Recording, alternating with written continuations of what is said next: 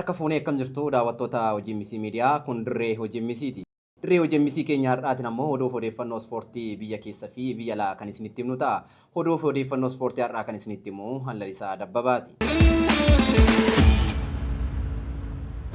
Dorgommiin konkolaataa Adaamaa Rool jedhamu konkolaachistoota 40 ol hirmaachisuu daandii kiiloomeetira 124 irratti boroo ni gaggeeffama. Ittuma fufuunis dilbata Adaamaa Siitii Serkiiwitii dorgommii konkolaataa fi doddokkee fageenyaa kiiloomeetira 3.2 irratti ni dorgomama. Dorgommicha irratti kan hirmaatanii Itoophiyaa dabalatee biyyoota akka Ameerikaa, Ingilaandii fi Itaaliidha. Kaayyoon isaa dorgommiiwwan motora baha Afrikaatti beekamee gara magaalaa Adaamaa fiduun injifannoo motoraan argame beeksisuu keessatti magaalli Adaamaa dorgommii keessa akka galtu ni taasisa. Daawwattoota keenya gara oduu alaatiin ammoo har'a galgala torbee 33ffaa Pirimeer Liigii Ingilaandiitiin Senderlaandii Nootingaam waliin morkata. Halkanii sa'aatii 4tti Senderlaandii dirree isaa irratti Nootingaamin keessummeessa. Tapha torbee 33ffaa Pirimeer Liigii Ingilaandiin Senderlaandii Aston Villaan yoo mo'amu Nootingaam ammoo Barnlee mo'uun isaa ni yaadatama. Senderlaandii qabxii 46 sadarkaa 11ffaa, Nootingaam qabxii 36 sadarkaa 16ffaa irratti argama. Boruu taphoonni 5 itti fufuun ni taphatamu. Sa'aatii 8:00 eegaluun Fulaamii Aston Villaan keessummeessa. Aston Villaan carraa Champions League Awurooppaa bara dhufu bal'ifachuuf Fulaa waliin kan morkatu qabxii 58 sadarkaa 4ffaa irratti argama. Ittuma fufuun sa'aatii 11 irraa eegaluun taphoonni 3 ni gaggeeffamu. Wolves Tottenham waliin, West Ham Everton waliin, Liverpool Crystal Palace waliin ni taphatu. Wolves carraa Premier League England keessaa gadi bu'uu kan mirkaneeffate, Tottenham ammoo carraa gadi bu'uu Premier League keessaa ba'uuf falmii ni taasisa. Bifuma wal fakkaatuun West Ham carraa Premier League keessaa gadi bu'uu ooluuf Everton waliin morkii cimaatu isa eeggata. Everton tapha torbee 33ffaa dirree isaa irratti Liverpool mo'amuun isaa ni yaadatama. Gama biraatiin dirree isaa Anfielditti Liverpool Crystal Palace waliin morkii cimaa ni taasisa. Liverpool carraa Champions League Awurooppaa bara dhufu argachuuf Anfielditti falmii cimaatu Crystal Palace irraa isa eeggata. Liverpool qabxii 55 sadarkaa 5ffaa irratti argama.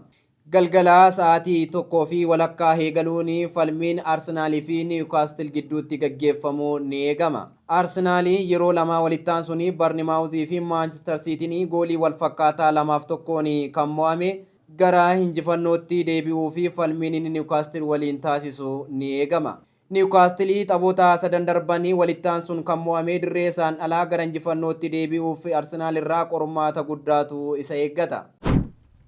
Gareen Mikaa'el Arteetaa Arsenaal taphoonni 5 xumuramuuf yeroo hafetti shaampiyoonaa bara 2025 fi 26 ta'uu fi falmiin inni gaggeessu daraan akka eegamu isa taasisee jira.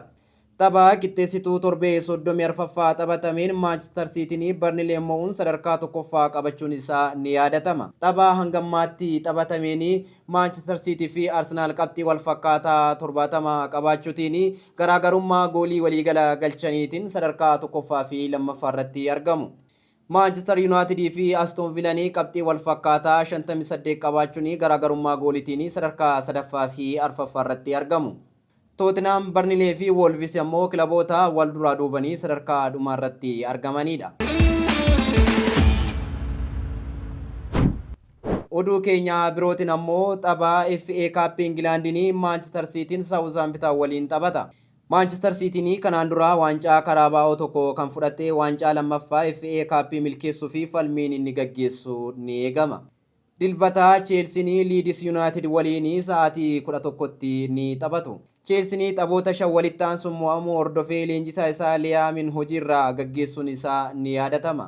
Taphoota lamaan keessaa kilaboonni mo'anii 2 waancaaf kan wal argan ta'u.